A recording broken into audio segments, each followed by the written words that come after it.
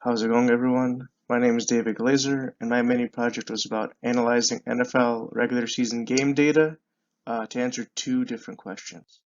So the data looks like this. It has every single regular season game in the NFL from 2009 to 2017, the score. For example, in the first row, 13 to 10 was the actual score.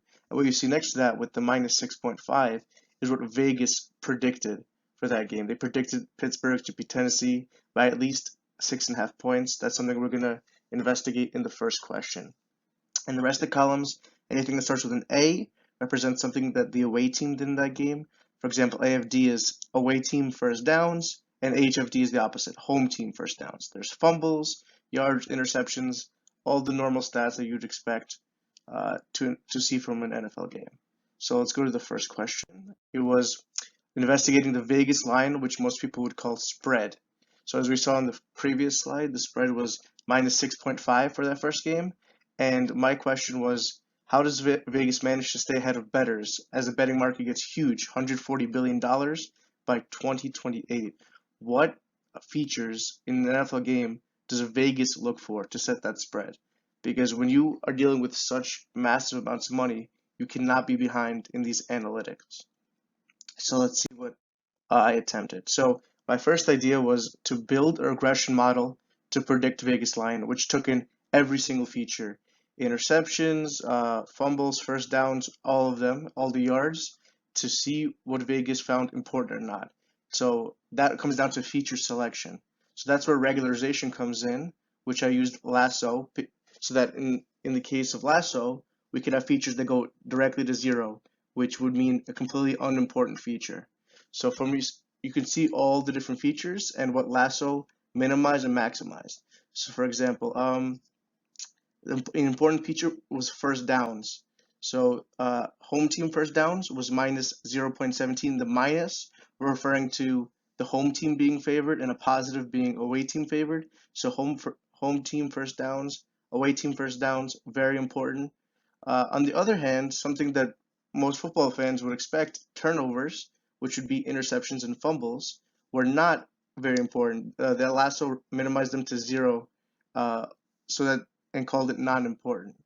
So from what you can see is first downs and rushing attempts, away team rushing attempts and home team rushing attempts, important. Not as important interceptions and fumbles. So what conclusion can we drive from that? Vegas likes consistency. They like teams that run a lot and get a lot of first downs. Because interceptions and fumbles are not consistent, you can get multiple in one game, you can get none. You don't know. So Vegas likes the consistency of teams that run a lot and get a lot of first downs. So for the second question, I analyzed how can we best predict a team's record. So you could just say there's good teams, there's bad teams. A good team gets more than 8 wins, which is half, and a bad team gets below that, right? But there's probably a greater number of groupings that we can find, right? So how do we find that greater number of groupings?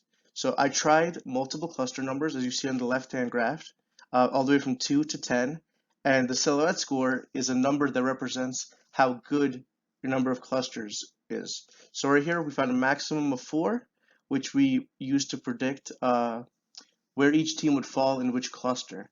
So the points scored and points allowed axes are zero-centered, which means an average team scores 0 points and allows 0 points relative to all the other teams in the league, and each team is assigned to its closest cluster. So there were actually 4 clusters, teams that scored pretty well, but their defense was average, teams that scored average, but their defense was good. The negative points allowed is good as opposed to positive. And there were teams that were average on offense but bad on defense, and then teams that were average on defense but bad on offense. So you can see 4 kind of groupings of teams emerged. So I actually needed to do this clustering twice because there is an effect called home field advantage, which gives home teams a better win percentage at home versus away teams. So this clustering, I needed to find a team's away wins, a team's home wins, and combine them for my final prediction. So this mean squared error of 7.3 was pretty low, but that just means on average we have a good prediction. So if you see Arizona, they had 7 wins versus 7.5 for our prediction. The Rams 4 wins versus 4.5. So when a team got an average 5 to 7 wins, 8 wins, somewhere in the middle, the prediction was pretty good because it's based on the average of a cluster. But when a team gets one win like Cleveland or a team like New England gets 14, it's not exactly accurate because it is based on that average. So the mean squared error will be low on average, but it will the prediction model will have a tough time getting those outliers, the very low wins, the very high wins.